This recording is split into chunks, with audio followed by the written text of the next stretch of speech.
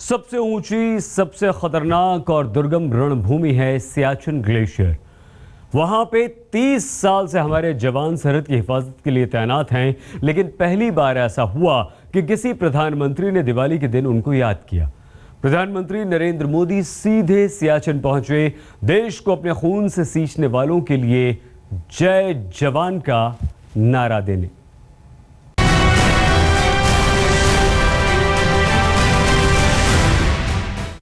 प्रधानमंत्री नरेंद्र मोदी बगैर किसी पूर्व सूचना के दिवाली की सुबह सियाचिन पहुंच गए।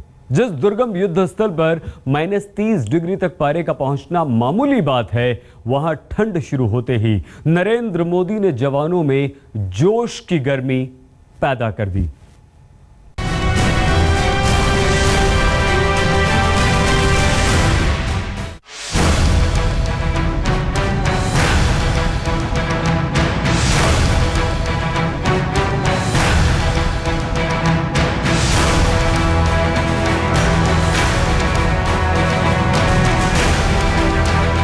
अपने पैरों पर उचक कर इतिहास जब भी पीछे की तरफ देखेगा, ऐसा अभूतपूर्व और ऐतिहासिक नजारा देखकर उसका सीना भी 56 इंच का हो जाएगा।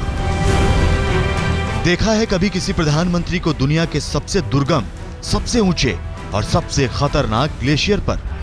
नहीं देखा तो अपने प्रधानमंत्री नरेंद्र मोदी को देखिए। बर्फ के समंदर में जोश और हौसले की लहरें पीएम को देखकर ही उठने लगी।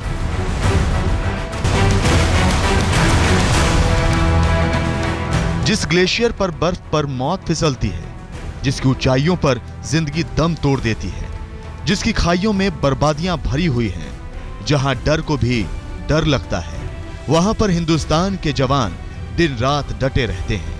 उनकी बहादुरी को सलाम करने के लिए खुद प्रधानमंत्री नरेंद्र मोदी सियाचिन पहुंचे। जब पूरा देश अंधेरे पे उजाले का त्योहार मना रहा है, तब मोदी को अपने जवानों की याद आई। सरहद पर दुश्मनों की अंधेरी घात को अपने सीने पर झेलकर जो आपकी दिवाली को खुशनुमा बनाते हैं, उन जवानों की जिंदगी में खुशियों के दीप जलाने प्रधानमंत्री सियाचिन ग्लेशियर पर हाजिर हो गए। प्रधानमंत्री ने वहीं से ट्वीट किया, सियाचिन ग्लेशियर की बर्फीली ऊंचाइयों पर बहादुर जवानों और सेना के अधिकारियों के साथ मैं आप सबको दिवाली की शुभकामनाएं देता हूं।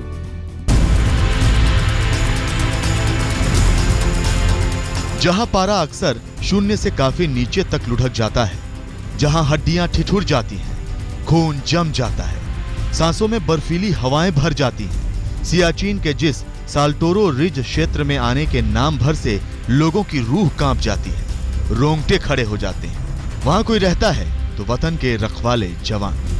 उन जवानों के लिए हर रात काली होती है। दिवाली की यादें तो काफी पीछे छूट गईं। मोदी ने उसे जिंदा कर दिया। से खेलता है वो इस ग्लेशियर की बर्फों पे वतन के लिए लड़ता है, जीता है, मरता है। यहाँ एक तरफ कुदरत की पहाड़ है, दूसरी तरफ पाकिस्तान, तीसरी तरफ चीन। लेकिन दुश्मनों की गोली हो या कुदरत का कहर, इनके असर से बेअसर होकर आपकी दिवाली जिनकी सतर्कता से चमकती है, उन जवानों की ये दिवाली सबसे चमकदार हो गई प्रधानमंत्री को अपने बीच पाकर। आज तक ब्यूरो। जब आप और हम अपने घरों में दिवाली मना रहे हैं, तब सियाचिन पर हमारे जवान अपने खून पसीने की कीमत पर वतन की रखवाली करते हैं। प्रधानमंत्री मोदी अचानक उनके बीच पहुंचे। उन्होंने जवानों को बताया कि वो उनके परिवार का संदेश लेकर आए हैं कि 125 करोड़ हिंदुस्तानी उनके साथ हैं।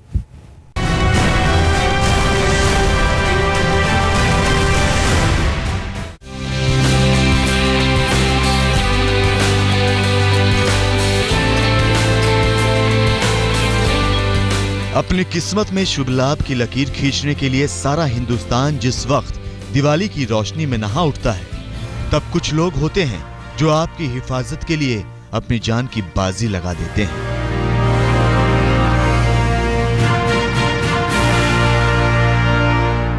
दिवाली की सुबह उनकी याद प्रधानमंत्री को आई और सीधे वो पहुंच गए सियाचिन में जवानों के बीच। पहले से ना कोई चिट्ठी ना संदेश, सीधे जब धमक गए प्रधानमंत्री तो इस पर सफाई भी दे दी। देश तो घी के दिए जला रहा है, यहाँ खुशियों के पटाखे छोड़े जा रहे हैं। बेहतर कल की उम्मीदों वाली रोशनी की जा रही है। लेकिन खुशियों के आंगन के पार एक दीवार खड़ी है, सरहद की। उस दीवार पर आपकी हिफाजत के लिए खड़े हैं जवान। सियाचिन के ग्लेशियर पर 20,000 फीट की ऊंचाई पर ठंड का साम्राज्य होता है। उस साम्राज्य को तोड़ते हैं हमारे जवान। उन जवानों की दिवाली में उनका परिवार नहीं होता, उनकी यादें होती हैं। लिहाजा घर परिवार का संदेशा लेकर पहुंच गए प्रधानमंत्री दुनिया की सबसे ऊंची रणभूमि। वो दिवाली ही क्या जिसमें देशभक्ति का जज्बा ना हो, वो रोशनी ही क्या जिसमें वतन पे मर मिटने का हौसला न दिखे, वो आतिशबाजी ही क्या जो देश के दुश्मनों पे तोप की गर्जनाओं से ना फूटे। प्रधानमंत्री ने ना आतिशबाजी की, न दिए जलाए, लेकिन भावनाओं की वो रोशनी पैदा कर दी जिसकी गर्मी से सियाचिन का बर्फीला ग्लेशियर पिघल जाए। ऐसा पहली बार हुआ जब किसी प्रधानमंत्री को दिवाली के दिन जवानों की ऐसी याद आई। सियाचिन से प्रधानमंत्री मोदी श्रीनगर आ गए, उम्मीदों का एक दिया उन घरों में जलाने के लिए जो सितंबर में आए सैलाब में वीरान हो गए। आज तक ब्यूरो। जब देश दिवाली का जश्न मना रहा हो तो देश की हिफाजत करने वालों की जिंदगी में भला अंधेरा क्यों? प्रधानमंत्री नरेंद्र मोदी को यही बात कचोट रही थी और इसीलिए वो सीधे सियाचिन पहुंच गए। जवानों के त्याग और तपस्या को याद किया और उनकी बहादुरी को सलामी दी।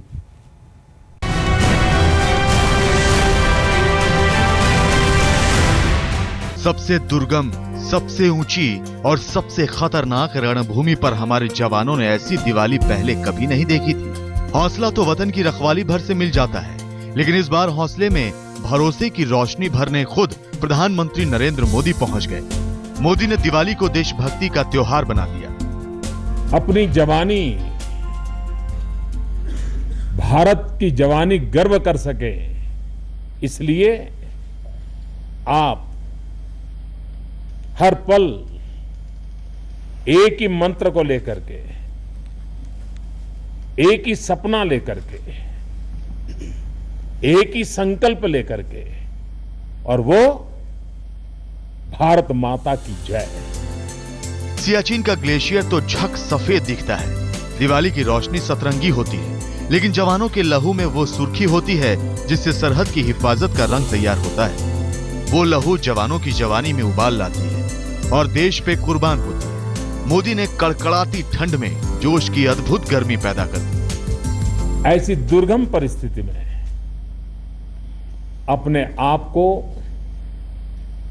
खपा रहे हैं। अपनी जिंदगी देशवासियों की खुशी के लिए आप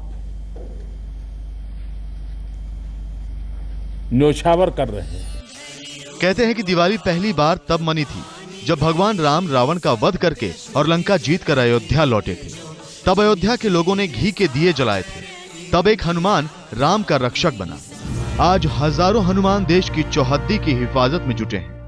मोदी सियाचिन में थे, लेकिन पैगाम देश के सारे रखवालों को दिया। आज भारत चैन से सोता है क्योंकि आप दिन रात जगते हैं। वो सुख शांति की जिंदगी जीता है क्योंकि आप कष्ट झेलते हैं।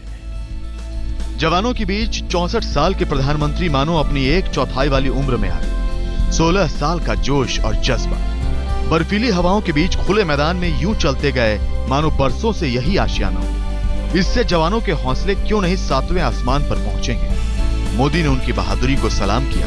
1 रैंक 1 पेंशन का हवाला देकर 30 साल से सियाचिन पर जवानों का डेरा है। उस डेरे में पहली बार कोई प्रधानमंत्री पहुंचा उनके अरमानों का दिया लेकर, और एक दिया बराबरी का भी। मोदी ने उन महिला जवानों को भी सलामी दी जो वतन पे मर मिटने के लिए बेताब रहती हैं। अब तो सेना में भले कम मात्रा में, लेकिन महिलाओं ने भी अपना शौर्य, अपना सामर्थ्य दिखाने का प्रारंभ किया है। हमें गौरव प्रदान करता है। मोदी ने 2 घंटे में एक इतिहास लिख दिया। आने वाले दिन इस इतिहास को बड़े फक्र से देखेंगे और सेना के जवान इस पे गुमान करेंगे कि उनकी दिवाली अब काली रात भर नहीं है, बल्कि उसमें प्रधानमंत्री के साथ खड़े होने की रोशनी भी है। आज तक ब्यूरो। जब पारा -50 डिग्री तक पहुंच जाए तो, जब बर्फीली हवाएं और बर्फीले तूफान चलने लगे तो, जब बर्फीले पहाड़ पर 20,000 फीट की ऊंचाई से मुसीबत दहाड़ रही हो तो हमारे जवान डरते नहीं, बल्कि डर से आगे दुश्मन पर जीत का डंका बजाते हैं। सियाचिन में जवानों का जोश यही बताता है।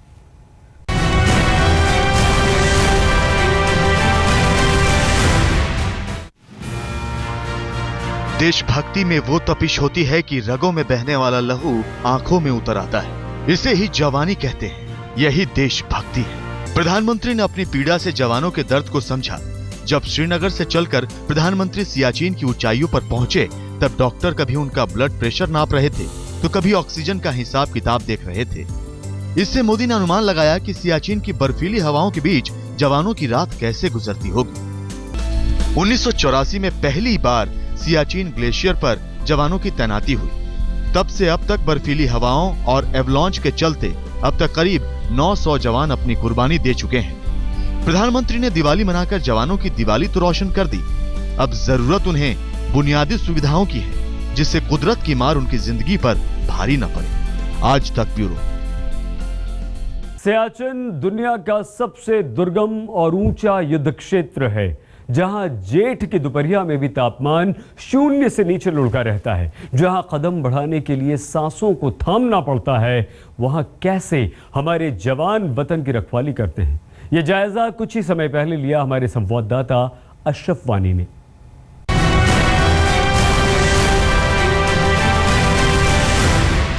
सियाचिन ग्लेशियर पर हम इस वक्त, मैं एक छोटी सी कोशिश कर रहा हूं, लेकिन सेना के जवानों और अफसरों को कई 100 मीटर इसी तरह बर्फ के पहाड़ पर चढ़ना पड़ता है।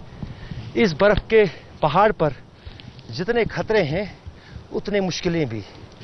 दरअसल इन पहाड़ों पर, बर्फ के पहाड़ों पर जो ग्लेशियर होते हैं, उन पर एक जवान और सेना के अफसर को इस तरह खाली बदन नहीं, बल्कि करीब 20 किलो का वजन साथ होता है, जिसमें उसको रेस्क्यू के वही सभी साधन, चाहे उसकी राशन हो, चाहे उसके साजो सामान हो या हथियार हो, वो साथ लेके इस तरह सियाचिन ग्लेशियर में बर्फ के पहाड़ों पर चढ़ना पड़ता है।